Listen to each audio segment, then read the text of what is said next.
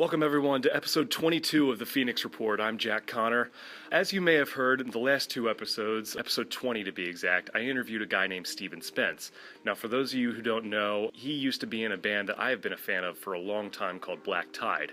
He was one of the original members of that band, and they're one of those bands that you may have heard of. They've been around for the last 10 years or so. Well, anyways, the funny thing is, as that turns out, is that the interview with Steven went so well that I ended up getting contacted by another former bandmate of his, and I'm with that gentleman here today. He was one of the founding members of Black Tide at the ripe old age of 14, back when they were known as Radio, in Miami, Florida. He's toured all over the world from, I believe, 2004 to 2012-ish, around there. Along the way, he's had some brief stints, doing some fill-in work with bands like Escape the Fate, and is currently playing with the band Falling in Reverse. Please welcome to the Phoenix Report, Zakk Sandler. Yes, awesome to be here hanging out with you. This is perfect. This is awesome, man. Thank you again for doing this. Absolutely. It's not often that I usually get to do a lot of these things face to face. Usually it's via Skype or whatever the case may be. Right. And like I said, and I know I sound like a broken record every time I get together with you guys, but just the fact that your life experience, having because every 13, 14-year-old guy who's serious about starting a band gets together with his friends in his garage. You guys actually managed to take that all the way and made a career out of it. You got to live the dream for a lot of us. And I mean, I'm a little bit older than you, but we both, you managed to do that, playing a type of music that I grew up loving. And, I couldn't imagine how hard it was for four guys your age to actually find each other. Right. And that's why I was curious. And I kind of asked Steve about this, and we touched on it for a little bit, but how did you first get involved with all the Black Tide guys? It's kind of weird. Like I guess it was probably like 9th grade or so. I played in a different local band, and we played, we did like backyard parties. We just kind of always happened to be in the same place, same time. And I'd heard the name a bunch, and I remember I knew Gabriel's, his brother from going to school, and Alex, our original guitarist, from like middle school and stuff, and high school. And I don't want to say like we hated each other, but we didn't really know each other. So because we were in different bands, you hated that guy. It's like a rivalry there. Yeah, although like there really wasn't, and not so much of a hatred, but just sort of a friendly rivalry. Yeah, it was enough that it was like, oh, you're in the other local band. Oh man, you sold more tickets to this than like whatever stupid shit when you're younger. And I remember that we'd done like a string of like backyard parties and stuff, like kind of going into the summer before 10th grade and all that, and my band, like, I was like, you know what, I'm done with this. I hate playing with these guys. This is no fun. I was like, I want to go out and play music more like what I'm into, what I grew up on, that kind of stuff. And somehow some mutual friend of ours was like, hey, they're playing like their first club show and they don't have a bass player. And it was, going on at 3 o'clock on a Sunday at some crappy local club that we used to all play at. And I was like, you know what, I'll jump up and play bass for them for a show. Like, screw it. I never really played bass. I always played guitar and no aspirations towards that. So played a show with them, and it was a lot of fun. Like, and at the time we sounded more like AC/DC or Kiss. Yeah. And I remember like I did the show and it was like, all right, well, I'll just kind of fill in for you guys until you find a real bass player, because I was like, I'm a guitar player, I'm no bass player. Right. And slowly but surely, I kind of became a bass player, and I started realizing, like, well, I guess I really did always love Duff McKagan and GNR, and right, yeah. I was always a bigger fan of Jason Newsted than I was Kirk Hammett, like, so I was like, this feels comfortable, and I started thinking about what it was that I loved about a lot of the songs or artists that I was into at the time, and I was like, it's kind of always been the bass groove, and I found this thing that I was like, that's what connected me to a lot of music, and yeah, just kind of continuing on with them, it just started to kind of grow and snowball. Like, we kept writing more songs and having more fun playing in the garage, and we wouldn't say no to a show. Like, if somebody was like, come play in my garage for Halloween, I have 30 people coming over. We're like, cool, we'll be there. How long do you want us to play for? Like, yeah, we only have 12 songs written, but we'll play for 3 hours. We'll just play some shit longer or twice, or we'll make up a cover. Like, right. And that's kind of what we did, and somehow it got bigger in our local scene until we we started taking like those next steps towards trying to get signed and do all that kind of stuff. That makes sense. I mean, I guess at that age you would kind of have to play like backyard parties and stuff, just because most clubs aren't going to let you in. Right, and there was one local club around us that did. Like every Sunday or every other Sunday, they would host these big local shows, and we kind of just worked our way up the bill. Like the first time we were there, we played to 3 in the afternoon when doors were at 2, and we were the first band on. Before you knew it, like we were the band that was going on at 8:30 to play the last set, like the headlining slot, and it would be like 400 kids in the middle of nowhere, Kendall, like down in Miami on a Sunday afternoon, just having a killer time, and it was just fun. Like we weren't making money; it didn't matter. That was never part of the agenda. So that in itself blows my mind, just because Miami doesn't have a reputation as being like a hard rock town. No, you know what I mean, doesn't. And especially. A bunch of kids playing there. Like, I mean, I had the hardest time, and maybe that's because I went to private school. Maybe I'm sure that had something to do with it. Maybe. But it was just, in terms of like finding other kids with like similar interests, or at least similar enough where they would go and listen to your band, and that was like, if you weren't like country or hip hop, right. I think for us, and this kind of always been what I've said was the key to like that local success. Was first of all, our mentality was always like, it's more important to get famous in your hometown than to become a big success, because you want your peers to like you, right. when you're younger. And I guess kind of as when you're an adult, but then you start to have these weird dreams and aspirations that don't matter. Sure. But I think because like we went to like 2 or 3 different high schools as a band, we would be able to like sell tickets to like our classmates. Like each one of us would be like, all right, well, I can sell 20 tickets. I can sell 30 tickets. Like. And it became this thing where it wasn't necessarily like they couldn't have even been into the band, but they were our friends, or it was becoming enough of a trend to like, well, this band's getting big in our local scene, so let's continue to support them and see how far they can go. Like, there really was a great sense of community about it. Something about that age and consuming music, it's just, now, I mean, I'm in my 30s. Now I'm starting to see the difference between friends of mine who are like getting married and having kids and everything. They just, when it comes to, even going to shows and listening to new music, they just could care less.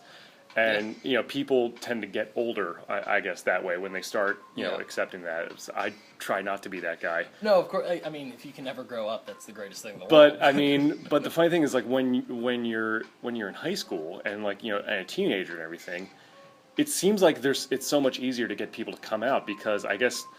Even if they might not necessarily be into music, it's a thing to do, and it's something that you don't necessarily think about, and you just want to go, and you have that energy, and you want to have a good time, right. And everything's new. Right, and it's this huge experience that you're getting to have with your friends. Like, I think that's kind of the big thing, is you could get in the car with, a little 4-passenger car with 6 of your friends piled in, and go to the local rock show with your buddies and have a good time. Like, that's what it was for us. Like, we'd pile us and like our 5 other friends into like a minivan with all of our gear sitting on top of each other and be like, this is going to be the best Sunday ever. Yeah.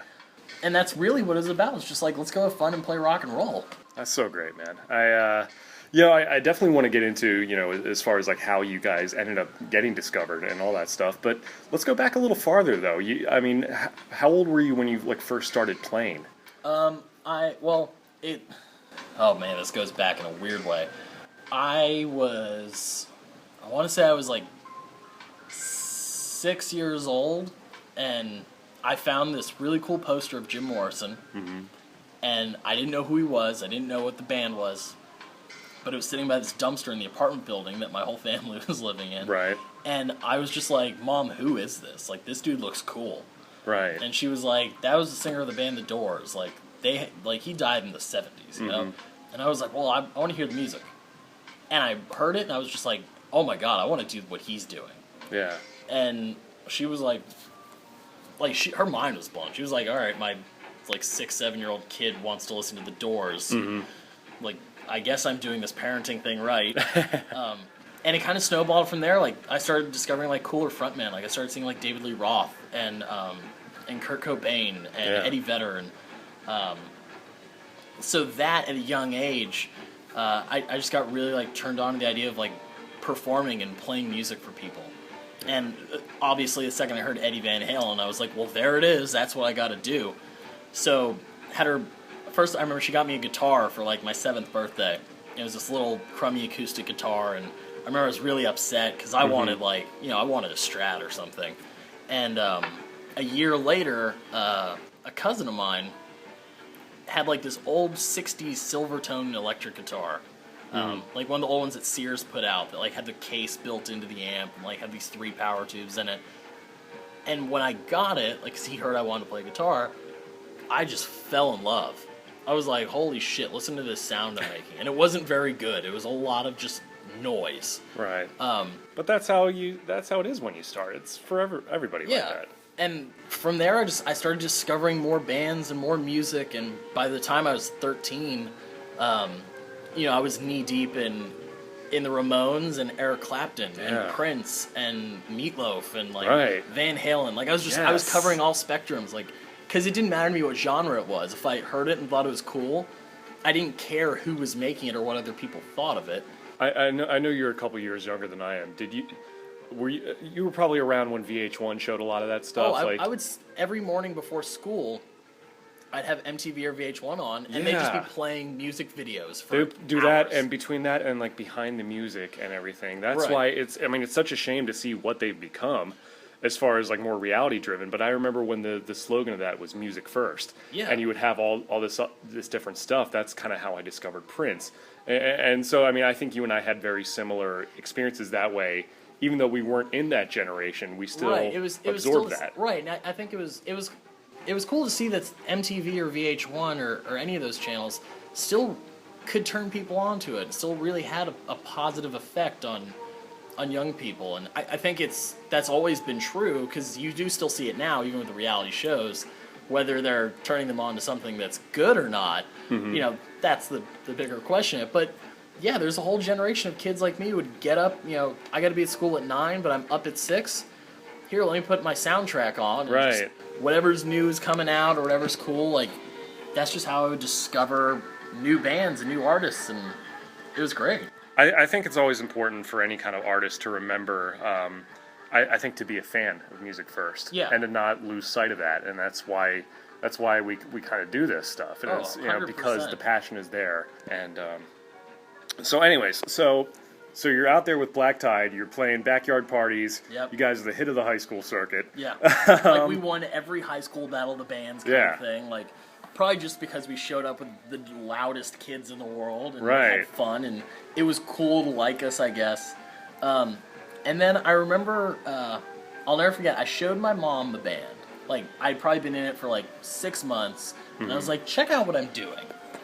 And she heard it, and she was like, this is really good. Like, so what do you want to do? And I was like, I think we should record a demo. I was like, I'm sure we know somebody, right, who's got a studio, and this guy that she had known for years, who's he actually has like a video promo thing we made. It's still on YouTube. I'll definitely send you the link. Oh, please. It's amazing. I want to see it. He had like this home studio, and he was like, I'll do a 3-song demo for, $400 or whatever. And we were like, really? That's it? Like, cool. Loaded all of our stuff into this dude's little, like, it was essentially like a garage studio. And we played 3 songs twice each. Gabriel went in. We're talking, he was like 10 or 11 at the time. Yeah. He went in and recorded vocals, like, one take on everything. And we were like, cool, let's get copies. Like, there was no, like, oh, we have to mix it and make it perfect. It was like, that's what we sound like, and it's on a CD. And we loved it. And we were like, that sounds like us. Like, if you go see us at a show, it sounded exactly like us. There's no weird editing. We didn't have to sit there and be like, oh, go back and fix that guitar solo. Like, if you listen to that first demo, you're like, oh, somebody flubbed a note, or, oh, that sounds a little screwy. So it's like it was rough around the edges, but would you say that was probably part of the charm of it? Yeah, because we were kids playing music. Yeah. And so we had, like, right after we'd done that, we heard about the Florida Music Festival here in Orlando. Which, it still happens it just happened this past weekend, I think, or the weekend before. And we were just so adamant, like, we were like, let's go do it. Because we heard that that's where, like, record label execs are, and just all these industry people. Like, we want to be seen. Like, maybe there's something to this for us. Like, it would be cool if we could take this 3-song demo and give it to everybody. not necessarily in the sense where we were like, let's be millionaire. We were like, no, let's go and like see if we can do this forever because this is so much fun. Yeah. So I remember we submitted our demo, and they got back to us, and they weren't really excited about us. And I want to even say that we might have been turned down from the initial submissions for a demo, and we were like we heard the other bands that were getting on it, and we were like, this all sounds like overproduced crap that people are making. Like, why can't we be in it? So we contacted them. We're like, listen, just check us out for a minute. Don't just like have some dude at a computer go, oh, whatever, a bunch of kids, next. Did you have any representation at the time? No. It was just all yourselves and parents and yeah, stuff parents, like that? We had a friend who like booked shows locally who was helping us out. This dude, Chris, like, he was a good dude. And everyone was like pushing like, really? You're not even going to give us a shot? Like, a little messed up. Yeah. So we like resubmitted, and I remember it was this dude who I don't think he still works at Gibson. His name was Wags. He pushed our stuff towards an A&R guy who worked closely with the festival. This guy named Steve Robertson, who he's been with Atlantic Records forever now, and I guess like he heard something and talked to somebody, and somehow everything connected. And everyone was like, let's just put them on the festival. We'll give them a 7 o'clock slot at like Cafe Annie's, like that's kind of far enough away from the strip that like, hey, look, you're on it, have fun. Mm-hmm. So we're like, oh my god, we got in. That was the biggest thing in the world to us. And I remember we showed up, we played our set, like I think we played on like the Thursday or the Friday, and we played to like 25 people, and there was nobody from like no industry person there. And we were, like, staying for the whole weekend. Because we were like, if we're there, let's go make some noise. Right. So we played the set. And before that, we had printed, like, 500 copies of our demo. Literally, like, single CD in my CD burner at home. Like, scribbling the name in the MySpace page. Shit. Like, nothing that looks even anywhere near like what all these other people have. Like, we weren't going to spend real money. I kind of miss MySpace, by the way. I know. Or at least the way it was. It was a cool way to find music. Like, that's how you did it back then. Like, I liked it. So we heard there was like an industry party at the hotel we were staying at that night. Like, we were staying at the Marriott downtown. And we were like, you know what? Let's tie our drummer to a chair, scribble our band name on his chest, and let's just throw him into the party. Really? Like this big industry thing. And we went like rolling up to the elevator. Everyone was like, holy shit, what are these kids doing? Who is this shirtless child? Right, like who's this fucking like 16-year-old like with an afro? Like, what the fuck? So pushed him into this, like, we knocked on the door of where they were having the party. They opened the door, they were like, holy shit, what is this? Pushed him in there, and we just barged in there. Like, it's fucking party time, And obviously, like, we didn't drink or do anything like that, right. But like everyone was like, who is this? Like, we passed out a couple of our demos, said our name enough. So you guys just, like, literally broke into the party. Yeah, no, like we're like, you're going to leave this weekend and know who we are. That's amazing. Like good or bad. That is awesome. So, hung out for a bit, left, and we had, we kind of devised this plan. We were like, we're going to find a way to get onto the main stage in Wall Street, and we're going to play, and you're going to see us. Wow. So earlier in like the Saturday afternoon, there was a place that I don't think it exists anymore called it was called the Blue Room downtown. It was next to like where Back Booth is, I think. Okay, yeah. Shit, this is years ago too. And they weren't a part of the festival, and they were struggling for business because obviously like nobody's gonna go hang out at like that kind of nightclub during the rock festival. So we convinced the owner, like, to let us play there that night. We're like, hey, like, we're not looking to get paid. Like, we have our own PA system because we brought one up just in case it resorted to, like, we're playing on the street thing. We're like, we just need a place to do it. Like, you'll make money off the bar for sure. Please don't charge entrance. Just trust us. We're going to get this place packed. Right. Making these completely empty fucking promises. Because we were like, let's just go for it. Yeah. Because like, no wasn't in our hearts. Like, we were like, we are going to fucking make a splash. So they were like, all right, cool, you can do it. Like, 8 to, or like 7:30 to 9:30, like, the stage is yours. And we were like, all right, cool. So we made these crude fucking flyers in the hotel lobby. Like, we basically we took like a photocopy of like our lead singer's like middle finger, and keep in mind he's like 10 or 11 at the time. Right. And we scribbled our name and like Blue Room tonight at 7:30, like just all this shit on it. Yeah. And we printed like something like 500 of them, 600 of them, and we just started like, there was like an art gallery in the hotel, like we were like taping our shit over the artwork, like people were getting pissed. Literally you couldn't go anywhere without finding our flyer somewhere. And at like, I think it was like 5:30, and at this point we knew like oh, Sean Perry is kind of in charge of this festival, and like we know this name and this name and this name, let's see how far we can get with it. Yeah. So we rolled up to where the main stage was, and we knew that no band was going on until 7 o'clock. So we were like, okay. We showed up at the stage at 6, and we just started moving our gear onto there. And they were like, whoa, who are you guys? We're like, oh, we're in radio. Like, we're playing here at 6:30. And they're like, that's not on any of our schedules. We're like, no, but, like, Sean said it was cool, and so-and-so said it was cool. Like, we're with these people and these people. And they were just like, oh, well, okay. So we're like, holy shit, that worked? Like, no fucking way. So we get on the stage, and I remember, like, it just finished raining, and we kind of joked that, like, it started raining when we were loading on. We're like, of course, this is what we get. Nobody's gonna watch. And then, like, probably 5 minutes before we went on, the sun came out. We're like, all right, let's do this. Bunch of people came outside, and we went into, like, it's like one of our songs, because we knew that it wasn't gonna last more than 15 minutes.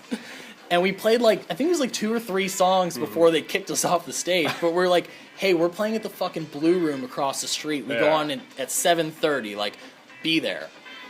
And literally, we just watched this flock of people start following us across the street to the Blue Room, where we were already, like, setting up our gear. And we looked up at one point, we were getting ready to go on, and it was just filled with nothing but industry people. Wow. Like, fucking, like, Lou Pearlman's walking in the fucking door. Wow. We were just like, holy shit, whatever we just did really worked. And then we launched into a set. We played for, I think it was an hour. And, like, I think we threw, like, a Ramones cover in there, and, like, a Guns N' Roses cover, too. Like, played a bunch of our own shit. And just, literally, we walked out, and representatives from Sony, Atlantic, like a bunch of different lawyers, management people, agencies were all just like, more, like, what, like, where can we see more of you? What's going, like, who the fuck are you? And we're just like, oh my god, this worked. Like, and it was kind of just hilarious to us. We were like a bunch of asshole kids who lied our way to the that is incredible. to this. And we got to go home with, like, this sense of, like, hey man, like, we did it. I don't know what we did, but we did it. Yeah. And that kind of launched into, like, a solid year of showcasing for labels. And, like, I remember we went up to, like, New York City a little later that year, and it was, like, went to go showcase for, like, for Sony. And while we're at Sony, the people from Atlantic Records are calling the building to get our flight information, because they're going to have a showcase, too, but they need to change our hotel bookings and our flights. And now, by this time, it was you guys are still mainly representing yourselves, or just like you had your parents helping out and stuff? At this point, we had gotten, my mom had suggested a lawyer to us through, like, a family friend kind of thing, like, right. who, like, he had previously been a lawyer at, like, a record label and stuff. So he was like, I know this scene a little bit, like, I'll just be there in case, you know, there has to be that kind of representation thing. Right. So yeah, so we went to New York, we showcased for, like, for Sony, and we showcased for Atlantic, we showcased for, I think it was Capitol, Sire, hell, there was somebody else too. There were a couple labels, man. There was, I think, Virgin at one point, like, this, like, we were like, we're gonna do this. We're gonna sign to some major fucking label, and we're gonna just, like, go as far as humanly possible. And they had us staying at, like, these nice fucking bougie hotels, keep us at the W in New York City, like, you know, showcased at, like, CBGBs and shit, like all this stuff that we're like, what the fuck is happening to us? And then at the end of all of that, and this was, like, around, that was, like, all through, like, 2005, going to 2006, we had signed, like, a demo deal with Atlantic Records, and we recorded a 5-song EP here in Orlando. with Jason Sukoff, and basically delivered it to Atlantic, and they passed. Like, they made the initial investment with us, and we were stoked to work with them. We liked working with the people there, and they paid for us to make this EP, and they were like, "No, we're good." Just like that. Just like that. We could keep the EP. It's ours. You can't use it, but yeah. Well, no, we can use it. Hey, go get a record deal. Good luck. And, okay, and we were kind of a little, at the time, we were a little devastated because we were like, wait, we were supposed to get this huge deal. What the fuck happened? And it's Atlantic, one of the biggest labels in the world. Right, we were like, dude, they have... As major as it gets. Right, we're like, they have Metallica and Led Zeppelin. Right. Where else should we go? Right. So we were all a little heartbroken, and during all that, we had made a friend who eventually became our publisher at EMI Publishing, who was like, hey, I know a guy at Interscope Records who I think would like your band. And we were like, all right, cool, give him our info, And he flew down for a show in Miami, and he came and saw us, and he was just, I don't know if it was we were all just so over everything, but our set, we played we played great and whatever, it was all good, but we were all just fuck this, and I remember at the end of the set, I threw my bass up and just walked off the stage, it was just fucking who cares, and I guess this intrigued him, because he was like, these kids don't give a fuck. Right. And met him outside, and he was kind of soft spoken. He was like, I really liked your set, I'd like to bring you guys out to LA to showcase for Jimmy Iovine. And we were like, sure, make it happen. Yeah. Not really thinking much at this of point, you're just kind of jaded to the whole thing. Right. It's it was oh, cool, so we can go get fucking disappointed again. Right. I mean, we're kids. Yeah. At the end of the day, yeah, remember, I was 16. Right. It's a label not signing me, that was way worse than the girl that didn't want to date me. Right. No, yeah, I mean, I can't even imagine. So they flew us out to LA, probably a week or two later. Gave us all our own suites at some fucking hotel, and took us out to a fucking dinner at the Rainbow, and we were like, this is fucking cool. This is where Slash would hang out. Yeah. And they set up a showcase for us to play at the Viper Room, and I remember our dude from EMI was there, the A&R guy was there, and Jimmy Iovine showed up. And I was kind of because for me, I've always been into who produced this record? And I was like, holy shit, Jimmy, that dude produced Damn the Torpedoes. Yeah. That's one of the greatest Tom Petty records of all time. He wants to see my band? Holy shit. Yeah, he's a huge name in the industry. Right. So, he came out and, said hi to him real quick, and he was like, all right, he's like, cool, let's see what you guys got. Got on stage, played through, a half-hour set, got all sweaty, got all dirty, just, all that good stuff, and got off the stage, and he looked, he was like, so how'd you guys feel about that? We're like, felt good. How'd you feel about it? What do you fucking say to this dude? And he was like, oh, he's like, I really enjoyed this. He's like, I think this is great. He looked at the A&R guy. He's like, you liked him? And he's like, yeah, I love it. I think this is perfect. And he's like, good, me too. He's like, all right, so sign him. Well, let's get it done fast. Let's get this ball rolling. Wow. And we were like, I remember we just looked, we were like, so that's it? We're going to sign to Interscope Records? And Jimmy was like, yeah, absolutely. See you guys around.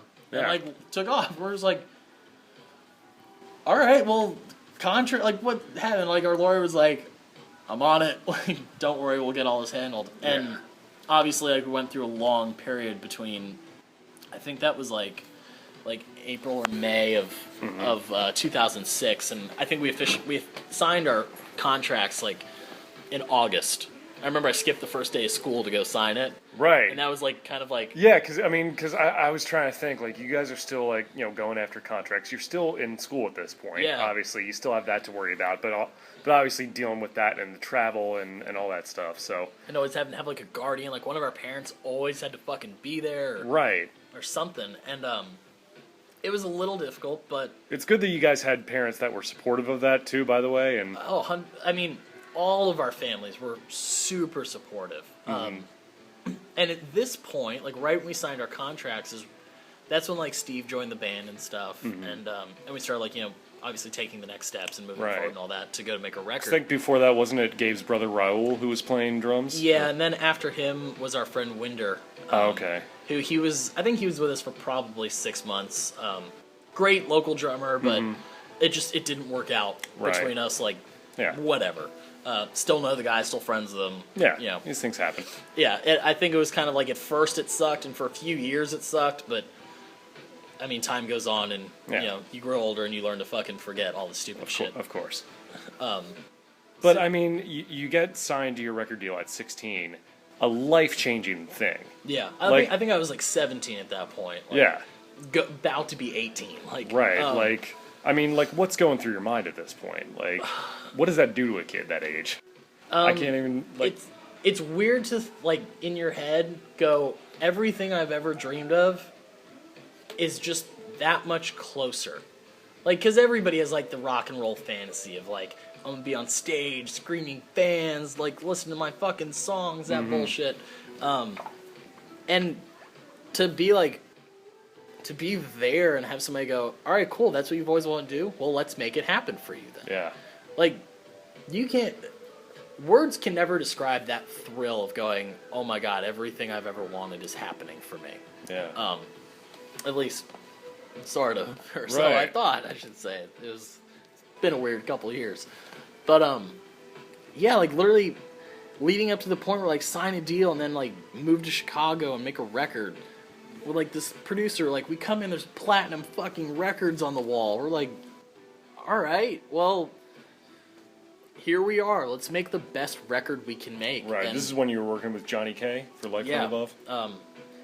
and we spent 6 months, like, and it was a long 6 months of, hey, we're almost there with the songs. Hey, we're still writing songs to the last minute. Like, it was grueling, and we all had to learn to play better and to be better musicians and be more open to ideas. Because before, when you're in your own bubble of, like, we don't have a producer. We don't have some dude coming in and tell us what we do. Like we don't care if the solo goes on for 64 measures. It's Right. fine. It's rock and roll. Yeah.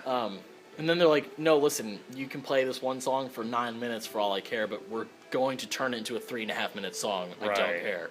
So we're like, all right.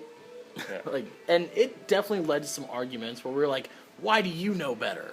Mm-hmm. And then, you know, you look and you're like, well, Oh, yeah. we're like, oh, but man, I guess he did do well with, like, Finger 11 and Disturbed, and okay. I mean, I can see how that's tough, especially for a young band, to kind of let somebody else kind of have the reins a little bit, at least creatively, at least trust that and this outside person to provide that feedback. Right, especially when it's not like an outside person who you're like honestly, Johnny K was a name I didn't know before. The label came into it. Like, Yeah. it was like, who? Like, For those of you who don't know, Johnny K is a producer out of Chicago. He produced Disturbed's first record and a couple other... yeah, like the first 3 from him. Right. He did some Three Doors Down records. He's done Stained. He's done Megadeth. Like, Yeah. He's... Big names. Yeah, and he's a serious producer. Like, that dude, I can't say enough great things about him. Like, I went and hung out with him last time I was in Chicago, and like, just hung out at the studio. And I thought it was funny because he produced the new record for Unlocking the Truth.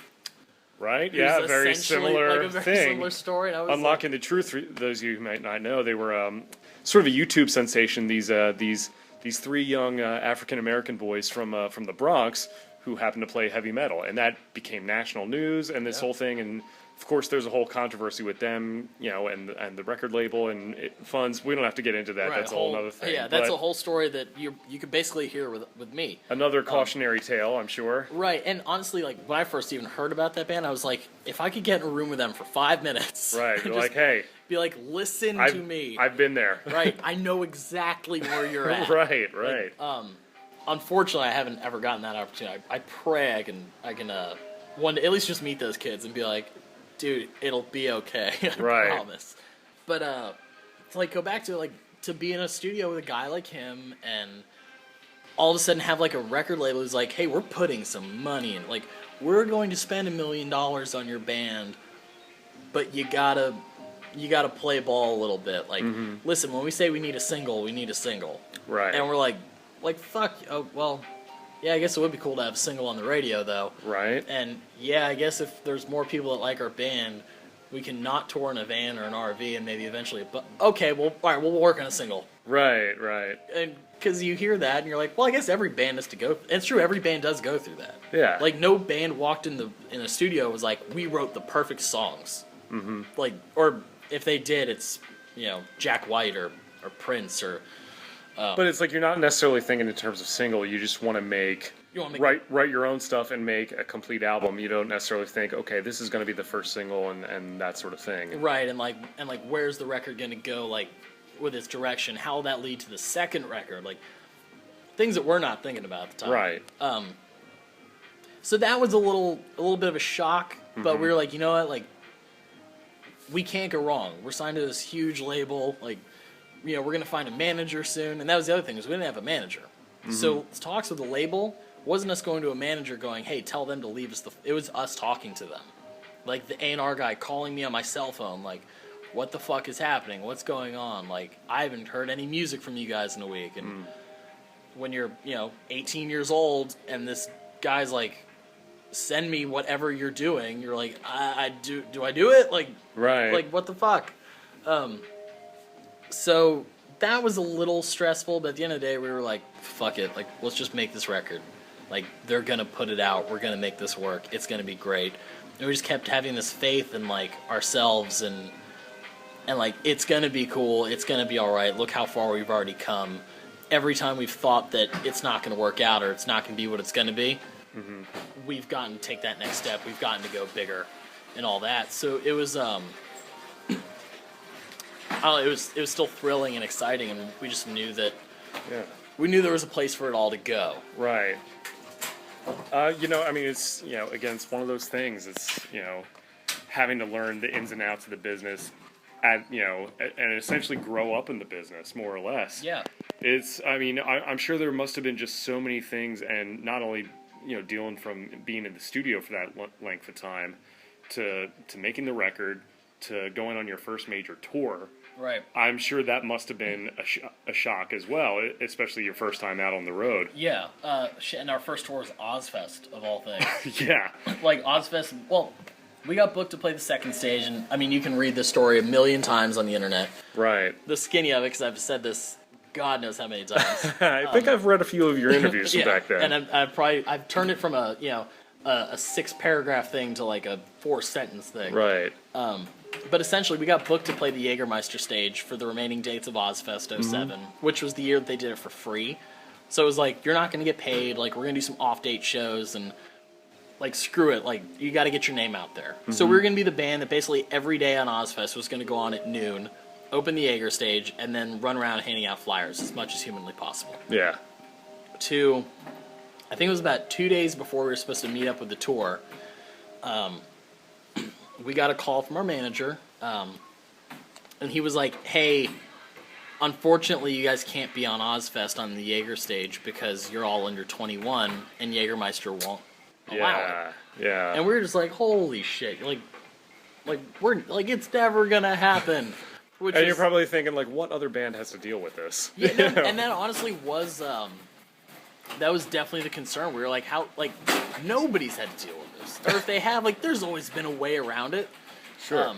Especially since we're like, there's bands who are under 21, clearly. Like, so whatever happened in, like, a 2-day period, Sharon Osbourne caught wind of it, and she was like, well, that's kind of unfair. Like, we said they could be on the tour, and because our sponsor says no, we can't have them, like, she's like, this is my tour. Right. So they were like, well, screw it. Let's just open up the main stage early every day, and Black Tide will go on and open the main stage. So you got an upgrade so because we were of like, that. right. And turn that negative into a positive. 100%. And we showed up, and I remember the first date was, I feel like our first show was in Chicago, actually. It was the Tinley Park show. Which was kind of awesome because it was like we just came from there making a record. We had all these new friends, and the first show was there. And we showed up, like, most nerve-wracking experience in the world because you're like, oh my god, we're on an amphitheater stage. Right. And I remember, like, we played our set, we loved it. Manager came out, saw us, like, super stoked. We got, like, a few pointers here and there for some people, like, got to meet some cool people. Did you get to meet Ozzy and Sharon? No, unfortunately No? we didn't. Sharon saw us all at lunch like one day, and she like turned and was like pointed at us, smiled and waved. Like, oh, hello, boys. Right, she just kind of gave us the wave, like, oh good, there you are, Yeah. like you made it, nice to see you, like, and just kind of kept going. We're like, that's enough. Yeah, I'll take it. Like, I was a huge fan of Blasco growing up, Yeah. because I loved seeing him play with Rob Zombie and shit, and the fact that he was playing with Ozzy was cool. And I met him like the first day, and he was like, "Oh, go have a killer set. I'll catch you out there." And I was like, That's Ozzy's bass player, by the way. "Yeah," which just fucking holy shit. Yeah. And like just through the years, like he was in Cryptic Slaughter for years, like. Yeah, it was just cool to be around that guy. And, Yeah. like, I look over at one point, To like... meet one of your heroes. Right, and Mike Borden, who at the time was playing for Ozzy, Right, who yeah. was in Faith No More. And is now back in Faith No Right, More. he's back in Faith No More. Also one of those things where I'm like, holy shit, Mike Borden's just sitting there, like, digging our set. Like, you can't even fathom how Right. it feels. Like, the dudes in Lamb of God are, like, being super supportive and nice. Like, these are the dudes who I have posters on my wall I of. know. Like, there's Randy Blythe, like... That's so cool. Like, man. cheering it on, like, holy fuck, this is... Like, it doesn't get any better. Right. And as much great as that was, there was still the negative side of, like, a lot of the bands on the second stage kind of hated us. Yeah. Just jealousy. I don't know if it was necessarily jealousy. I remember, and I won't name the band in this one, but I remember a member of this band going off this drunken rant one night while we were at one of the barbecues, and he was just like, who the fuck does this band think they are? Come in, like, we've been doing this for 20 years or 15 years, whatever. Why do they get to just walk on the main stage and this and that? We're like, dude, first of all, we play to the lawn. Right. Like, nobody's in the seats. And we didn't ask for this. Right, and you got offered to it. What were you going to say? No? Right, yeah, exactly. Who would say no to that? Right. Like, you tell me you're gonna say no to being on Ozzfest main stage? Like, give me a fucking break. It's like, bro, talk to Sharon about it. Like, that wasn't our deal. Yeah, like we thought we were going at noon every day. We're gonna be the baby band on the smallest stage kind of thing. Right. Like, this is just fucking amazing. So, we were kind of like, well, that sucks. But who cares? We're still having a great time. Like, Right. Like, how many people can say they did this? Yeah, not many. Yeah. So, then just from then on, it was like, we're out on tour with Avenged Sevenfold. We're out on tour with, like, Bullet by Valentine, All That Remains. Yeah. Man Festival '08. Like, Huge bands. and getting to tour with all these bands that, like, I've just grown up loving. Like Avenged Sevenfold to me was always, like, one of the greatest bands ever. Yeah. And then before I know it, it's like Matt's wearing a black tied shirt on stage. I'm like, I can die happy. Like, And this had gone on for a few years, and I had recounted this story when I had met you guys in 2011 when you opened up for Maiden. yeah, in no, Tampa. It's funny when I heard you talking about that story. I was like, holy shit, I do remember like meeting you there. Like, I remember you were like, hey man, I know you don't know me, but like, huge fucking fan. I work here. And I remember just being like, oh, that's so awesome. Like, Yeah. like just like that. Like, look at this. Like, here we are. And there's this random dude that works And like, here. I don't remember how I first heard your first album. I kind of got it secondhand to third hand. I don't remember when I first heard it or how I got it, but I knew that I loved it. I knew that it was more than a novelty. I'm like, okay, yeah, these kids are for real. They're really doing the kind of, it's not a bubblegum, kind of emo thing. Not that there's anything wrong with that. Yeah, no, not at all. But like, this is like real. It was old school, but it still felt fresh. It didn't feel like a retro thing. Right. Even though there was obviously some classic influences in there. And and then getting to meet you guys was a surreal thing for me. Right. And just that whole thing of when Gaga showed Oh, up. that was, the most fucking. Oh my god. That was obviously, the that greatest must have thing made an impression. I'm glad that happened because otherwise you probably wouldn't have remembered me. Me? I don't know. I'm pretty good at remembering some people. Right.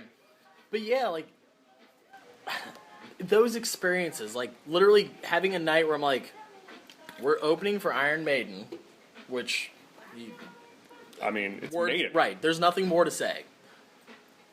To going backstage and be like, wait, Lady Gaga's here at the show too? Yeah. Like, what the fuck has my life become?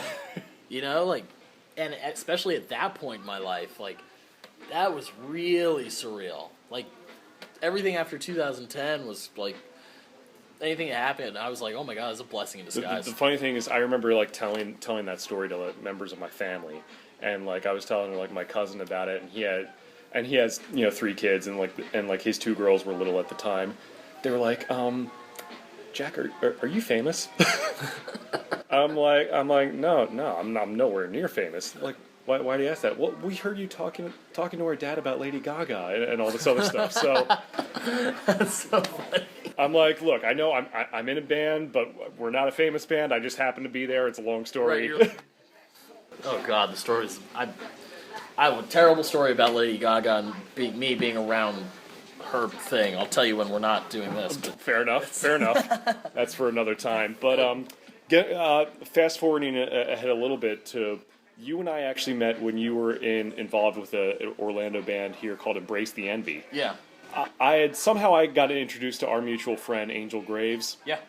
Shout out Angel, I know you're listening. Of course he is. And he's doing stuff right now. He's on the road. He's like a tech with a few he's big been bands doing out there. sound. He's a really good sound guy. Amazingly enough, he was out on the last tour I was on, and I was like, holy shit, Angel's really good at this. Like, yeah. And it's funny, me and him, that band actually, the name changed to Devil's Envy. Right. And it's still kind of like I don't even remember exactly how I even got involved with him in that. Mm-hmm. I just remember he was a dude who like I was Facebook friends with, and he was like, dude, I live like 5 minutes from you. Why don't we ever hang out? Mm-hmm. So I came over to his place once and like met his roommates who were in that band, and there's another guy, Miguel, I think, was involved with that, or I don't even know who was at the time. Because there was another guy who kind of introduced me to Angel, and then I got introduced to you, and all these other sorts of things. God knows how many people are involved with that. Well, anyways, but that was a thing, and that kind of goes back to what happened towards the end of the run with Black Tide. Yeah. And I had found out about this through like interviews, and through other stuff that came out, and it was just one of those things that blew my mind. And I don't know what this says about the way the industry is today, or how things worked out. Because you did the second record, Postmortem, which was amazing, by the way, top to bottom.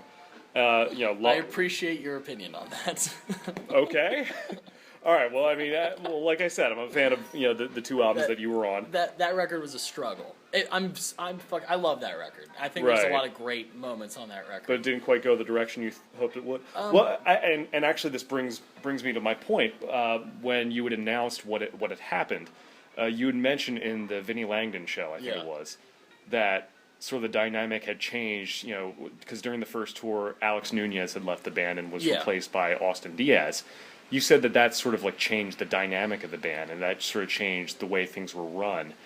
So I guess my question is that how did that affect the process in studio and writing for that record? I think that when it came to writing that record, we all went into writing that record with the same mentality of like, we're doing this on our own. We're gonna make this record the way we want to make it. It's going to sound like we want it to sound. Nobody is going to fuck with our music. Mm-hmm. Like, I don't care what our record label says. I don't care what our publisher says. I don't care what management says we need to do. We're going to make our album. And either you're going to like it or you're not. And you can either buy us out of our fucking contract, you can shelf us, we don't care. We're making our record. Which all of us going into it with that mentality was amazing, because we all really had this real brotherhood. All for one, one for all. Right, we're like, let's go and just make a fucking great record. Yeah. And we all wrote songs for it. We were all really open to each other's ideas, and going into making it, like, at the time we were like, fuck yeah, like, we're doing this right. Like, we're doing it how we want to do it. Yeah. And it was a constant fight with the label. It was a fight with each other, because there were moments that, like, I would be like, dude, let's just fucking do this. Or somebody would be like, no, like, stop trying to do what you think the label would think is cool. Like, there was just, I don't want to say it was like an internal struggle, because it really wasn't. Like, but it was a frustrating writing process, and we kept having to write songs, and they kept getting turned down? Or just the label kept wanting to change it? They just wanted more. Like, Gotcha. We wrote something like 60 songs for that second record. Oh my gosh. Yeah. To narrow that down to, like, we're going to track 14 or 15, and we're only going to put 10 on the record. So that part was I frustrating. mean, cranking out all that music and right. It's just Like, in all the time off that we took between the two records, and we took, we got off Warped Tour at the end of, August, September of 2009. We didn't tour again until the next fall, and the record didn't come out until the following, fall. Mm-hmm. Like, it took 2 fucking years. And granted, that didn't only have to do with, just us writing songs. Like, we want to take time off. Plus, you guys are still young. You're growing older. Absolutely. Everything that comes with that. Yeah, like, at the time, I'm incredibly open with this. I had to stop doing drugs. Like, I had to get my fucking head straight, because by the time Warped Tour wrapped, I was just a mess. And it was like... I mean, I can only imagine, again, going to the age thing, you guys being as young as you were, growing up in the business, being around that environment. Yeah. It can't, No, it's right. I mean, most kids are, a lot of kids end up doing that in college or whatever the case may be. You're doing that on the road with actual rock stars. Right, and I'm doing it, every day. Yeah. And then it kind of became the point where it wasn't I'm doing it, just when I'm on tour. And then it was I'm coming home and I'm like, well, I still need to keep this up. And right. before you know, full-blown addictions kicked in. And I think it got to the point where, for me anyway, where I was like, dude, I'm gonna die. Right. Well, I was like, it's kudos to you for getting clean and all that stuff. Yeah. By the way, Thank you. I've never had that sort of issue, but it's good. God bless you for coming out on the other side. A lot of guys have not made it. Oh no, that's kind of what when I heard when Jimmy from Avenge passed away. Yeah. That hit me, and that was Was that the wake up call? That was definitely the wake up call, and I remember just going holy shit, this can happen. That's somebody I fucking know, kind of thing. Yeah. I'd never seen that happen in front of me, and that was okay, I have to get clean. Yeah. Or else I'm gonna end up the same way, and I'll be just another dude that that happened to, and I didn't want that. I wanted to, right, keep it going. So plus it's how many other guys that happened to that didn't have the level of fame that Jimmy and those guys right. did. And that's kind of how I felt about myself. I was like, that dude's a world-renowned musician. Mm-hmm. Everybody knows who he is. I was yeah. Nobody knows who I am. Well, I wouldn't say nobody. But you know what I mean? I mean, random dudes in Tampa knew who you were. But yeah, exactly. But so it was just enough that I was like, fuck. I was like, it's time to wake up a little bit. Yeah.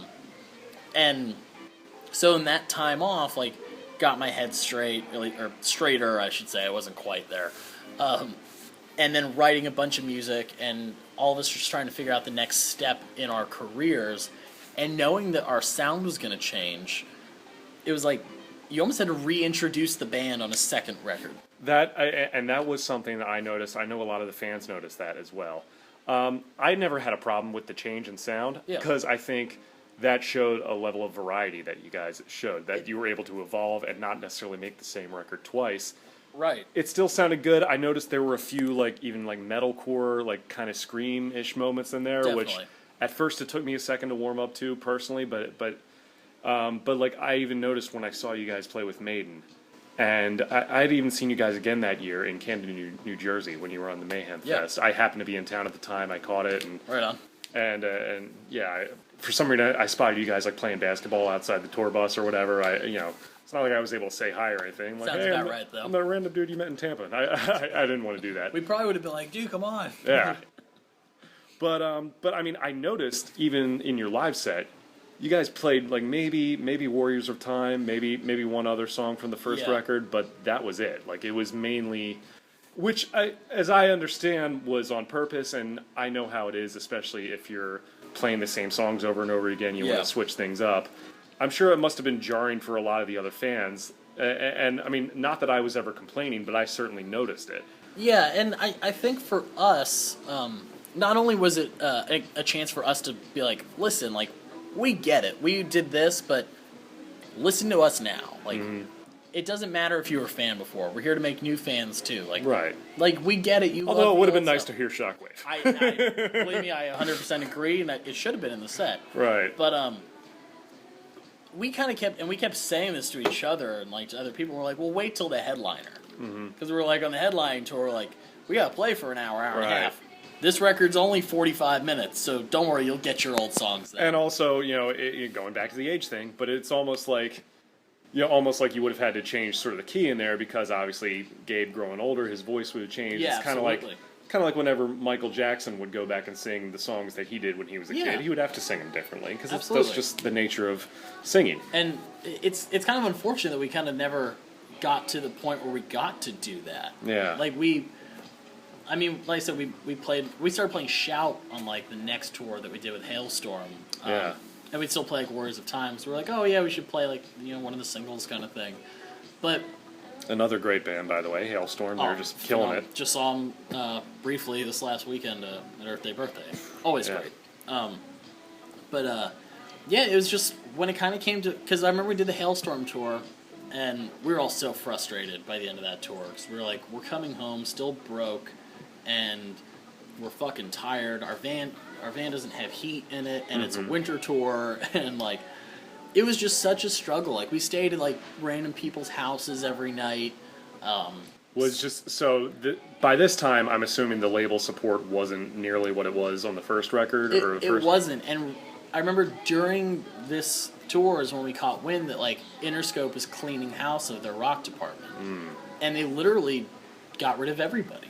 At first, we were like, "Is it us?" And we were like, "No, it was." Like, Marilyn Manson was no longer on it. Rob Zombie was gone from there. You know it's bad when they start dropping entire genres. Oh, yeah, like, everybody, like, worked in their rock department. Like, the A&R guys were all getting fired and shit. Like, it was collapsing, and we were around for it.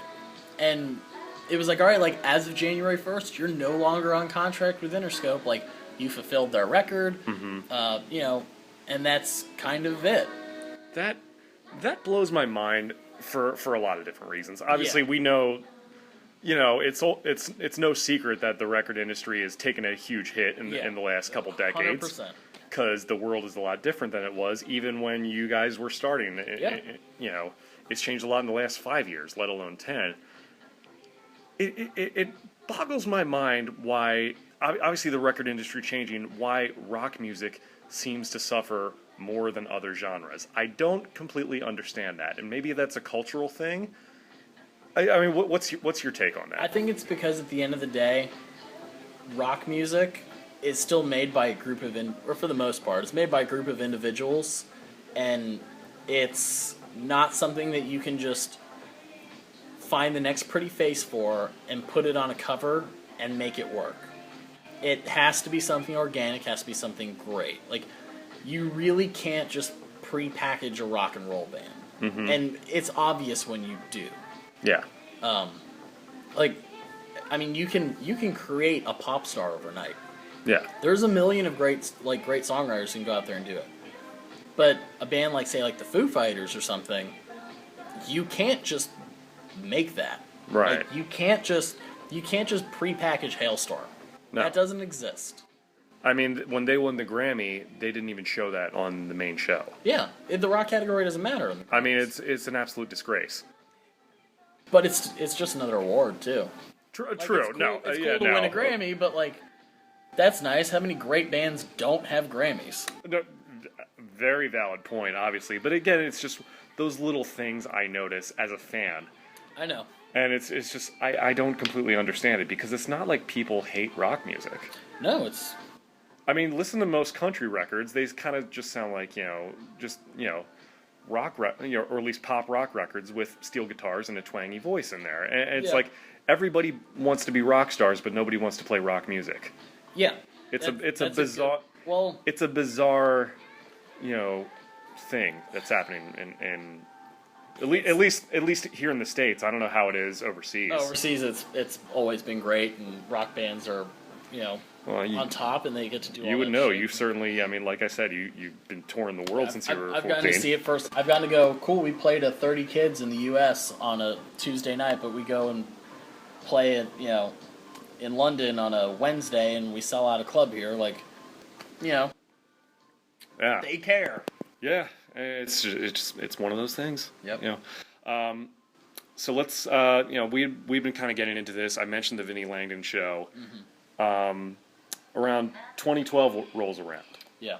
You're off from the postmortem tour. Yeah. money isn't quite there. Right. So you actually pull, even pull like a double, reverse of, or no, I guess, how should I word this? I guess, almost pull a complete rebel rock star move. You actually get a job, 9 to 5. You up and move to Orlando. It goes back just a smidge before that. Mm-hmm. Right around the beginning of 2012, we were supposed to go to Australia and do the Soundwave Festival, and we wound up pulling off at last minute for stupid reasons. Mm-hmm. And at the time, I was like, well, shit, I was going to use that money to move. Because like me and my girlfriend were like, let's get out of Miami. Let's stop living at mom's house. Like I'm 22, 22, 23 at the time. It's time to do something like that doesn't require me living at my mother's house. Right. So we were like, all right, well, we're going to do the Viva Latina Festival in Mexico City. Right. And we're like headlining the stage. It's going to be great and blah, blah, blah. And I remember going into it, and I personally, I felt like there was nothing else to do with Black Tide. Like, I really was just like, I was like, this is just falling apart. Nobody's working harder for us. You kind of saw the cracks in the foundation. Yeah, I was like, we're not getting a new record deal. We're not all on the same page. Like, this isn't working. So when we played at the Viva Latino Festival, I remember playing that set, and there's probably a video of it on YouTube. I remember after we played, like, I was like throwing a bunch of shit into the audience. I went down to the audience and spent probably 45 minutes meeting every single kid that was down there, thanking them. Just like, I couldn't believe that was what we were doing. We were headlining this huge fucking stage thing, and like, all these kids wanted to see us. It was such a big deal, and like, most of them were like waiting outside the hotel and all that kind of shit. And I just remember I was like, this was a great show. But I don't know if there's going to be a next one, at least for me. Right. Now, nobody in the band, I think, knew that. But I think you could tell on stage watching the band that it wasn't a band on stage. It was 4 individuals who were getting on stage with their own agendas. And it felt like that. I think everybody can say they felt like that. Even if you look at, we took a group shot in that day, and not a single one of us is directly next to each other. We had like our crew guys separating us, or like, there's something eerie about it. Yeah. And we all had like a beer after the show at the hotel, and got up the next day, flew home. It's like, all right, cool, see you guys later. I moved up here like 3 weeks later, and then a little after that's when I found out they were like gonna go record an EP. Yes. Did they know that you were planning on moving to Orlando? Yeah, fully aware. So yeah, they knew what you were doing. It wasn't like you did it behind their back. No, and I was like, call me when we're doing something. I was talking to our manager all the time, like, and I remember I found out that like our manager got fired. And I was just like, wow, I was like, everything's kind of crumbling. Because when our manager got fired, it was like, well, our booking agent didn't want to work with us anymore. Right. And our publisher was like, well, way to fuck everything up. Like, we're done anyway. Right. Now, for those of you who don't know, who may not be familiar with it, I just want to catch you guys up. In 2012, there was a new EP recorded, a new Black Tide EP recorded, and it was called Just Another Drug. Now, that was the one we were referring to. Basically, what happened with you moved to Orlando, you had ended up, sort of getting a day job at some point, just to kind of make some money, at least until... Right, pay rent. And, have health insurance, I'm sure, and stuff like that, maybe. But, but at least do stuff like that, because especially if you, even if you're touring the world, and, if you don't have a steady check coming in, you're just doing the responsible thing at that point. Yeah, exactly. You're actually being an adult. Imagine that. But anyways, you get wind that this new EP was recorded with neither you nor Steven Spence. Actually, Steve was there. Was he? Yeah, he. I don't know how much of his involvement was there. Right. But I know he was there because I went to the studio and met up with all of them.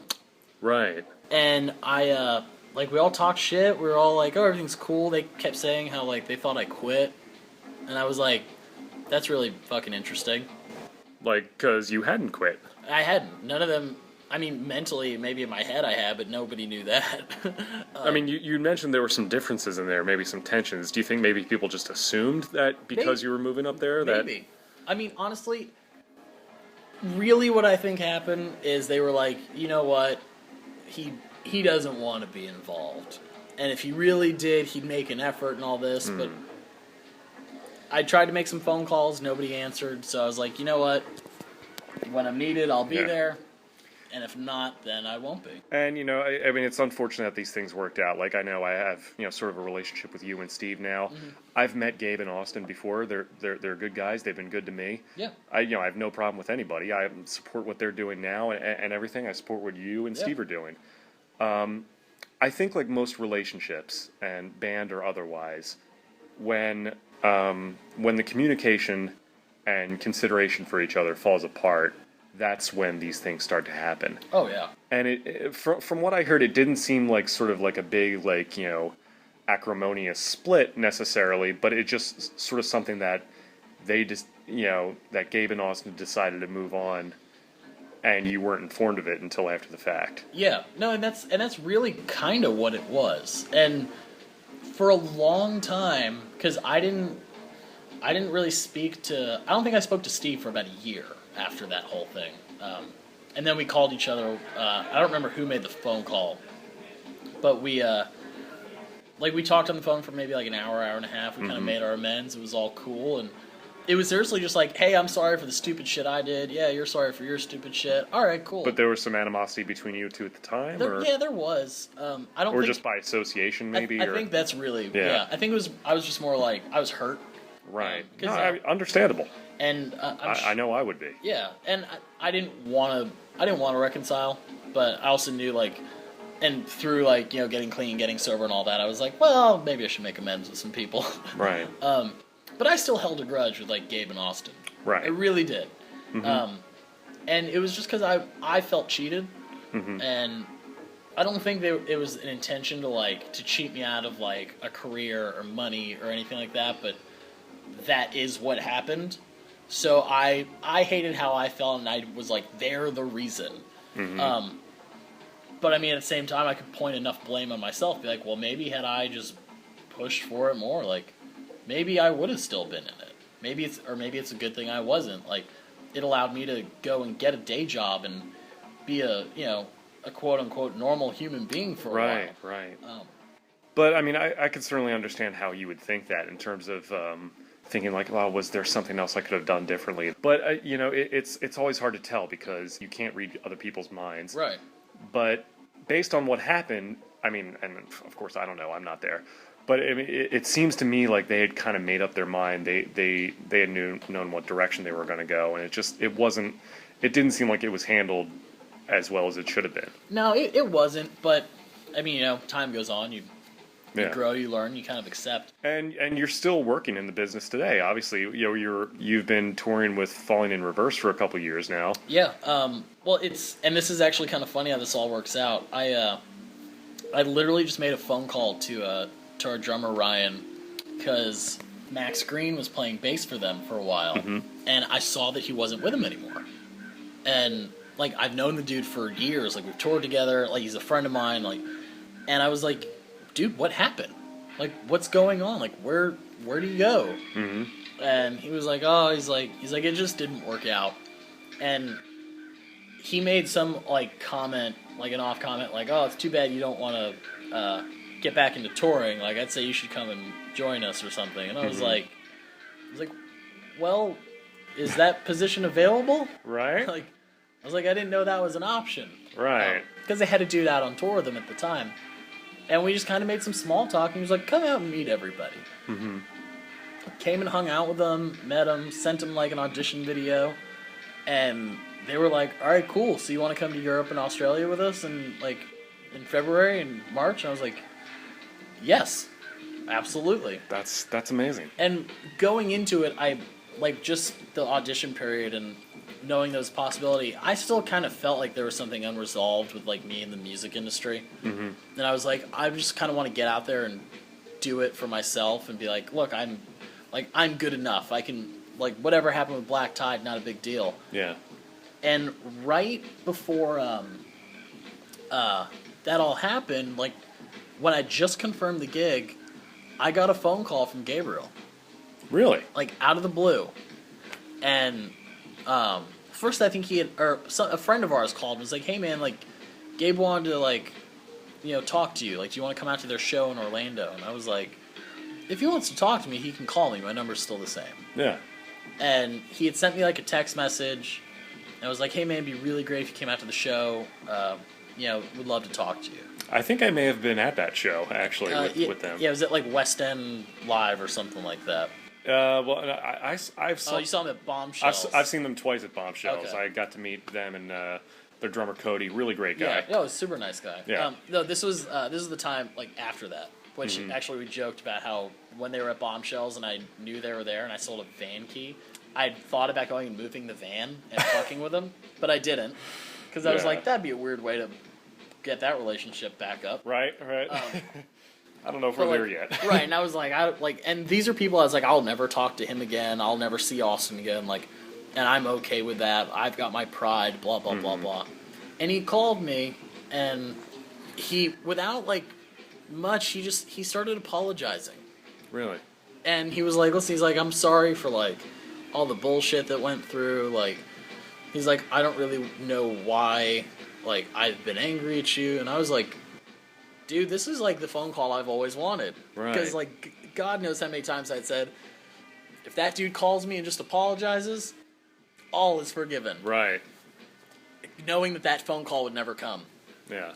And then it came. That's really good to hear. No, and like, he called me, and like, I was like, all right, man. I was like, I'll try and swing by after work. Like, love to get to say hey to you guys. And I made it a point to, like, to head over there after work. I mean, I hadn't seen those dudes in years. I hadn't talked to them. And, we sat around just talking shit like it was old times. And, that's great. Yeah. And it was enough that it was like going into the next phase of my life with, like, playing with another band and doing all that. This weight was off my shoulders. That's great. And I could go into, doing the Falling in Reverse thing and touring, just knowing that... And not only that, just because life is too short to have that sort of thing. It is. To live with something like that. It's always good, I think, for anyone who's... It's like having a falling out with a family member.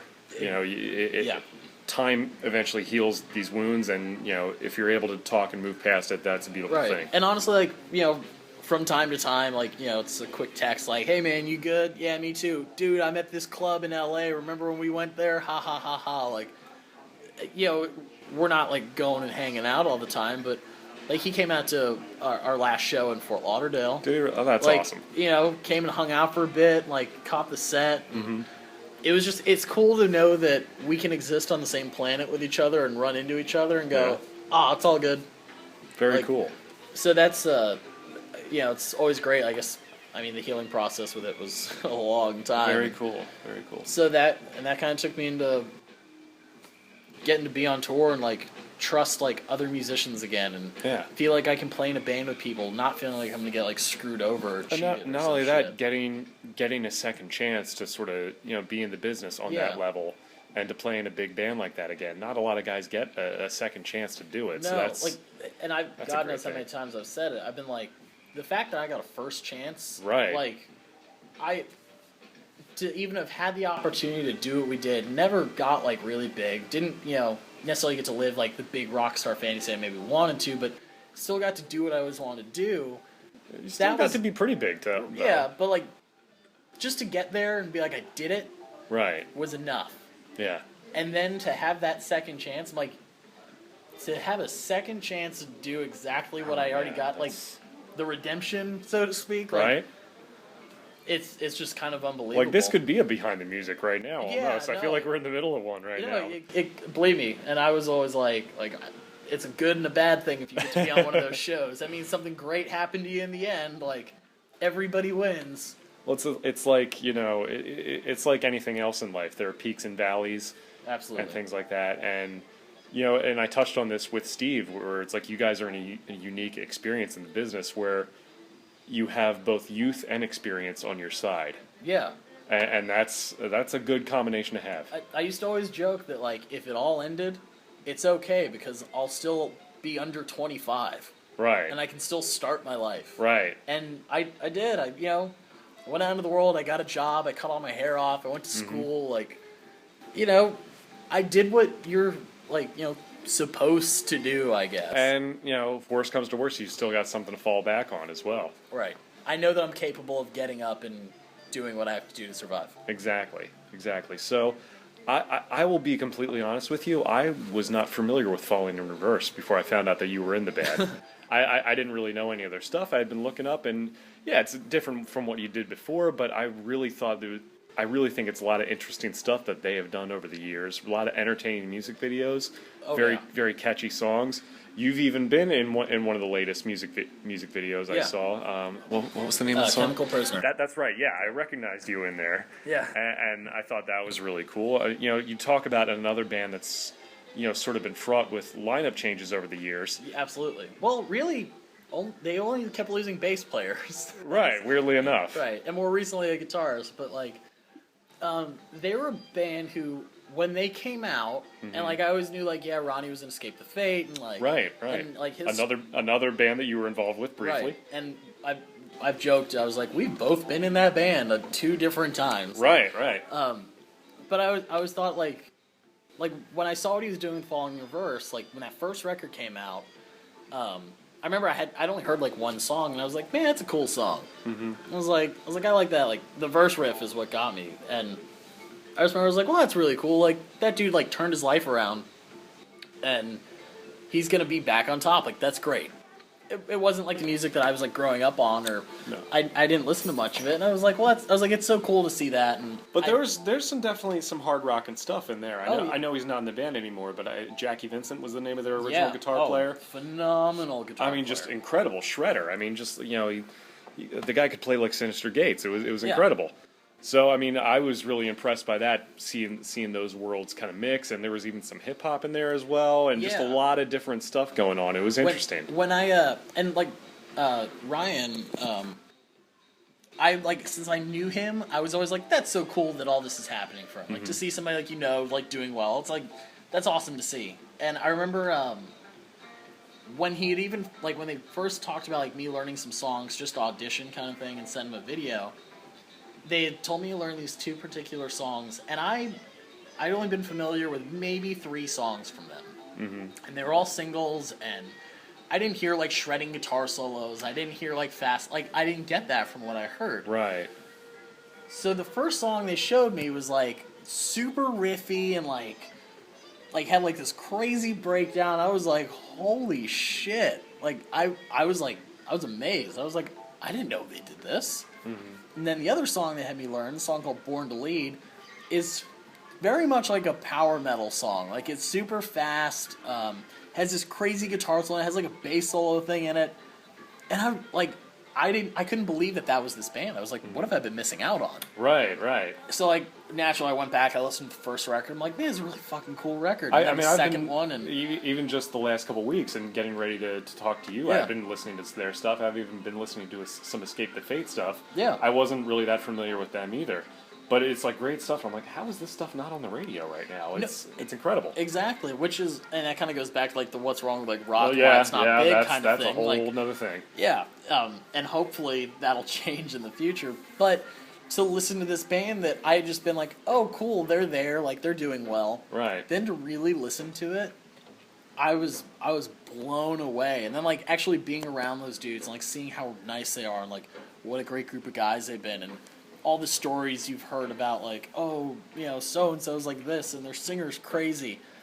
Straight up the nicest, sweetest people in the world. Like, we're talking about a guy who, when I got out to L.A. just for rehearsals, he'd met me one time. I was staying at a hotel for, like, my first 2 days, and he was like, come stay in my house. Wow. Like, I was like... Just super nice like that. Yeah, like, let me drive his car. Some guys you meet right away, and you just feel like you've known them for years. Yeah, and I wouldn't even say that, but it's just... There was... Yeah, it was comfortable. Like, I didn't feel like I couldn't be me. And at no point have I had to, like, not be who I was or, like, hide my feelings or something. Or that's really cool. Like, they're a great group of people, and I like being around them, and, I can't say enough good things about awesome. that group of guys. I mean, I wonder if you were nervous going into it, having been in the same band since you were young, and then all of a sudden having to go into another band that's already been around for many years. Oh, yeah. After the fact, as opposed to one that you started yourself.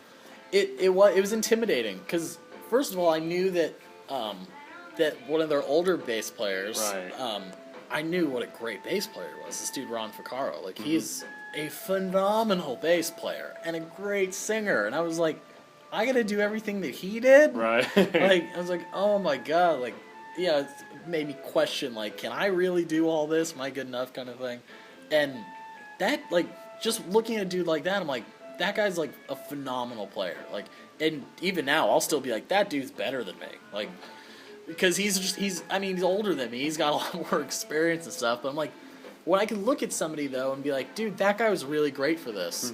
And now I'm the guy who has to do what he did, and to be able to get up and do it, like, made me feel good about myself because I was like, all right, cool, like I can hold my own, kind of thing. And that's cool. And then I mean, obviously, there's getting over the stigma of being a quote-unquote replacement guy. Right. But, I mean, obviously, you know, in that, you know, it seems like a lot of people are so focused on what Ronnie's doing. You know, but, so would you say that makes it an easier transition? Or? I don't know. I mean, you know, you definitely have, like, your self-conscious moments and stuff. Like, when when it's everybody wants to meet them or something, like, on the first tour, and just, oh, who's that guy with them? And then later they're like, oh, he's playing bass for him. I was going to ask you how the reception from the Falling in Reverse fans has been so far. Now it's great. Like, cool. So you know, they're like all, they've gotten to know you a little bit. Yeah, like they're like people are super nice and they're sweet. Like, you know, some fans bring gifts and stuff. And, nice. I don't know. It's at least in like the camp and stuff, like with the crew, with the band, and that stuff. I never felt like I was the fill-in or the replacement or like right. Well. No, not exactly. Well, still the new guy. But I'm still the new guy, kind of thing. But like, yeah, never like treated like that. Like, you know, not like how like you'd hear like Jason Newsted with Metallica, where they hazed him for like months or whatever. That was terrible. But like, I've never had to feel like I was the new guy. I never had to feel like I was left out of anything. Like, it's like I said, it's a great group of people to be with, and I'm happy to be with them. I'm looking forward to continuing being with them because. I mean, it's fun. That's awesome. It sounds like I probably maybe going to the studio with them soon, maybe? Or, I think I don't know what you can and can't talk about. I don't want to pressure you either way. I know I got Warped Tour coming up. There you go. And then after that, who knows what we're doing. Good stuff, man. Yep. Well, I mean, it's just, man, what an incredible story and life story you've had for being in the business since you were a kid and then getting a second chance to go back and you're doing it now. Oh, yeah. It's really inspiring, I gotta tell you. Thank you. To think that, like, I started essentially chasing this dream at 14. Yeah. And here I am at 27, like, be 28 this year. Like, yeah. Even for me, like, just talking about it, I'm like, man, like, been through a lot, done a lot. Like, what's next? I think I posted something on Instagram, say, like, a picture when we did our first record in Chicago. I saw that, yeah. And now I'm just like... So to be able to look back on like the last like 10 years of like being like really active with touring and the 3 years before that like chasing it, and to think like the next 10 or the next 20, like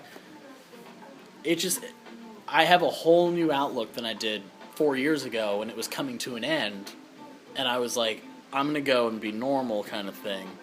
To having that second chance, just going like, I really need to take advantage of it and cherish it, enjoy it, because I know what it is to lose the dream. I mean, it seems to me like you don't come off as a guy who takes it for granted. Oh, hell no. Never. You seem very appreciative for everything that you accomplished, and it's just because you know how fickle the business is. It could have gone either way at any point in time. Like I said, to go from 2009 and knowing that, like, I need to get clean, like, or else I could die thing, right, to I'm done with the music industry, I can't do this anymore, right, to, all right, I got to get sober and live a normal life.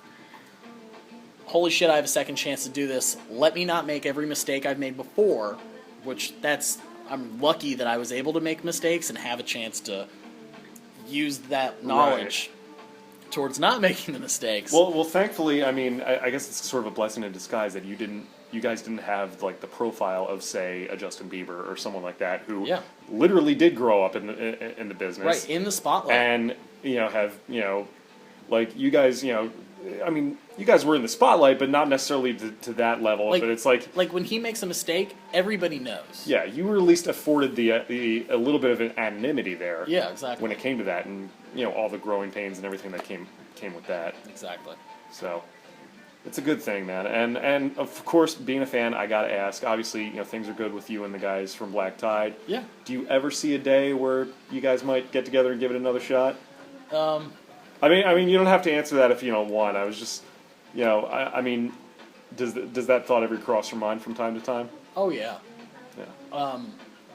And I've even talked to members of that band about like, what if? Yeah. Or like, could it? Like, maybe. I never want to say never. That's fair enough. I'd say not right now. Fair enough. But I don't rule it out. I wouldn't say that it's completely off the books. Yeah. You never know. The right circumstances would have to be there. Of course. And I mean,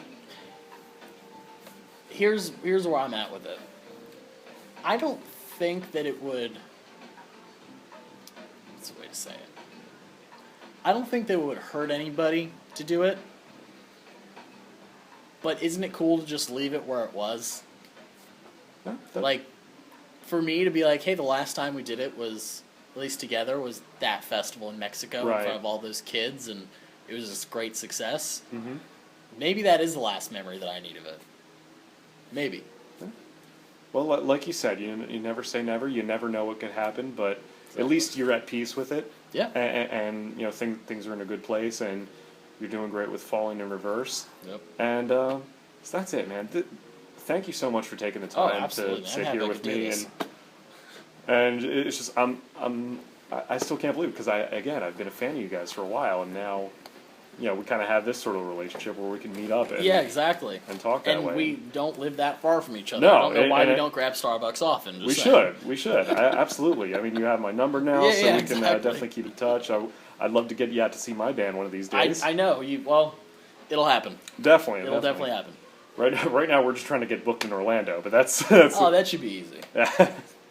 yeah, we're trying. But what are you gonna do? But this isn't about me. This is about your Right. crazy life and career, and it's just so cool that you took the time to sit with me and talk about this. I really I'm happy appreciate there's it. somebody that wants to listen. Absolutely.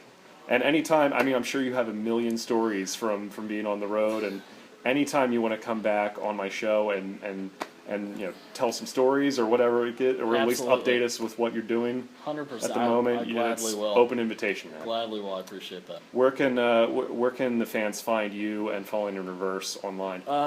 The big one for me, because I keep my Facebook very private, Instagram is the way to go. It's my name, Zakk_Sandler.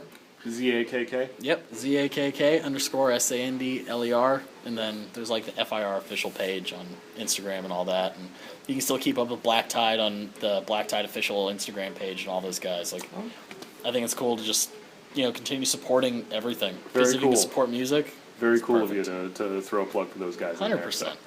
Awesome, man. Zakk Sandler, thank you so much for sitting down. Thank you, sir.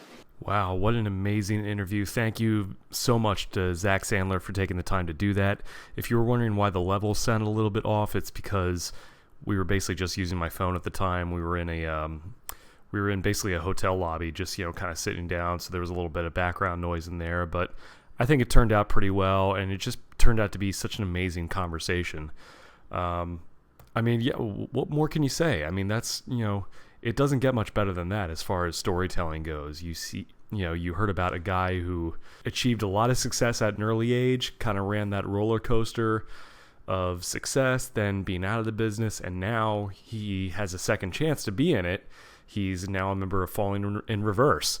I think I'd clarify, if I wanted to clarify that for a second, I believe he's a full member of Falling in Reverse. I'd suggested that he was just a touring musician. I believe he's a full member now. I'm not exactly sure what his status is, but as far as I know, he's in the studio working with Falling in Reverse on their latest record. They'll be out through Epitaph Records. So Check out Falling in Reverse if you can. Go back and listen to all the stuff he did with Black Tide. I mean, if you're not familiar with Black Tide or Falling in Reverse, then you need to be, because there's just so much great music out there that you may not have heard of. And there's so many bands out there that you might not be aware of. There's so much good talent out there, people. If you look for it, you will find it. I believe it for sure. And my gosh, what an amazing life story and experience that Zakk is provided here on the show. I mean, this has got to be one of my best. This has got to be one of the best episodes I've done so far, just because of the scope of the way this story goes. And by all means, go back and listen to the episode I did with Steven Spence as well, just to get some extra context into my history with Black Tide as a fan, and just how I met those guys, and the infamous Lady Gaga Iron Maiden story. It's definitely go back and listen to that if you get the chance. But just an amazing interview, and just a great guy, super humble, and seems to be grateful for everything that he's achieved. And you can't ask for anything more than that, man. Zakk Sandler is just a good dude. So, I'm so grateful that he took the time to talk to me. As far as some upcoming events, Vertebreaker is doing some very interesting stuff this month of May, I should say. On the weekend of May 20th through the 21st, we're actually playing our first couple shows that are outside of the state of Florida. Definitely a big step for us. On Friday, May 20th, we are playing with Oblivious Signal, Days to Come, and Firing Embers at Coach's Sports Bar and Grill in Albany, Georgia. And the next night, we're going to be playing with Oblivious Signal once again, as well as Honest Lie at Rachel's in Savannah. So if you're in those areas, definitely come and check us out. And later in the summer, I know we're going down to West Palm Beach for the first time. Green Acres, I think, is the town specifically, not the show. I mean, that's the actual name of the town, but it's right outside of West Palm. We're going to be playing Piper's Sports Bar and Grill. That's going to be on Sunday, July 24th, along with our good friends 9 Mile Drive and Framing the Red. So definitely go and check us out if you're down in the West Palm area on Sunday, July 24th. So that is it for this episode of the Phoenix Report. Again, make sure you just go and check out all my social media. Follow me on Twitter at JackXConnor. Like me on Facebook at facebook.com/JackConnorMusic. You can always feel free to send me an email at jackconnorpodcast@gmail.com. And check out my band at www.vertebreaker.net.